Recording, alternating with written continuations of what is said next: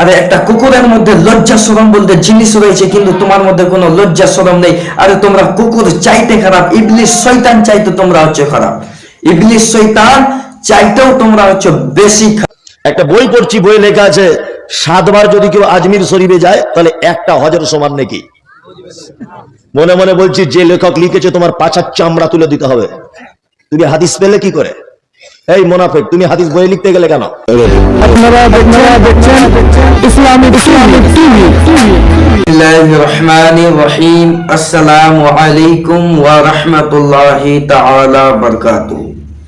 বারাদার ইসলাম, আমি আপনাদেরকে বলেছিলাম না যে আহলে হাদিস মানেই হচ্ছে মিথ্যাবাদী, আহলে হাদিস মানে হচ্ছে বিনোদন। আজকে এই মুমতাজুল হুজুর, এই হুজুর আজকে আজমির শরীফের নামে মিথ্যা কথা বলে বেড়াচ্ছে। আজকে এই হুজুর আজমির শরীফের নামে মিথ্যা জারি করে বেড়াচ্ছে। আরে আমি আপনাদেরকে আগেই বলেছিলাম যে আহলে হাদিস ততক্ষণ পর্যন্ত হবা যাবে না যতক্ষণ পর্যন্ত সেই ব্যক্তি মিথ্যা কথা বলবে না। আহলে হাদিসের মানাই হচ্ছে মিথ্যার উপরে টিকে থাকা, আহলে হাদিসের মানেই হচ্ছে মিথ্যার উপরে টিকে থাকা। আহলে হাদিস একবার অন্তত মিথ্যা কথা বলেছে, মিথ্যা কথা না বললে সেই ব্যক্তি আহলে হাদিস জীবনেও হতে পারে না। আহলে হাদিস হতে গেলে তাদেরকে মিথ্যা কথা বলতে হবে, এটা হচ্ছে জরুরি, তাদেরকে মিথ্যা কথা বলতেই হবে। আরে বেটা মুমতাজুল, শোনো, তুমি যে আজকে বলে বেড়াচ্ছ যে আজমির শরীফে যেতে গেলে 7 বার জেলে নাকি হজ হয়ে যাবে, এটা কোন কিতাবের মধ্যে লেখা রয়েছে? তুমি আমাকে দলিল দাও, দলিল দাও তুমি আমাকে। আমি এনাকে যখন জিজ্ঞাসা করলাম তুমি আমাকে দলিল দাও, তো ইনি বলছে কি হাদিসের কিতাবে নাকি লেখা আছে, হাদিসের কিতাবে। আরে পাবলিক কি বোকা রয়েছে? হাদিস কোন জামানাতে লেখা হয়েছে? এখন কি নতুন করে হাদিস লেখা হচ্ছে? হাদিস কোন শেষ জামানাতে হাদিস লেখা হয়েছে, আর সেই তুমি হাদিসের নামে আজকে মিথ্যা কথা বলে বেড়াচ্ছ, হাদিসকে নিয়ে তুমি হাসি রহস্য করছো।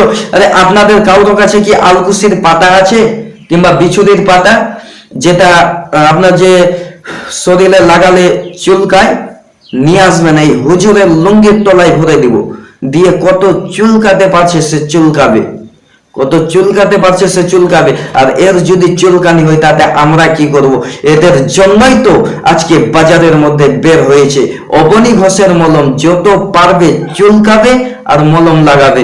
আরে বেটা মুমতাজুল, শোনো, আজ পর্যন্ত, শুধু আজকে এই জামানাতে নয়, কাল কিয়ামতের সকাল পর্যন্ত সমস্ত আহলে হাদিসকে আমার চ্যালেঞ্জ থাকলো, ওপেন চ্যালেঞ্জ, যে 5 মিনিট আমার সামনে বসে যাক, 5 মিনিটের মধ্যে আমি সমস্ত আহলে হাদিসকে নন মুসলিম প্রমাণ করে দেখাবো।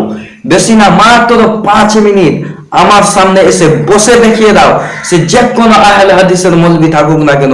আর তুমি যদি না পারো, তুমি হাজারো মৌলানা বাইরে থেকে মৌলবি ধরে নিয়ে আসো, যাও, তোমাকে আমি চ্যালেঞ্জ করলাম, ওপেন চ্যালেঞ্জ, তোমাকে আমি 5 মিনিটের মধ্যে নন মুসলিম সাবিত করে দেখাবো। আলহামদুলিল্লাহ, এই পাওয়ার আল্লাহ পাক আমাদেরকে দিয়েছে। আহলে সুন্নাত ওয়াল জামাত, সুন্নি জামাতের আলেম ওলামাগণকে দান করেছে। 5 মিনিটের মধ্যেই তোমাকে আমি নন মুসলিম সাবিত করব।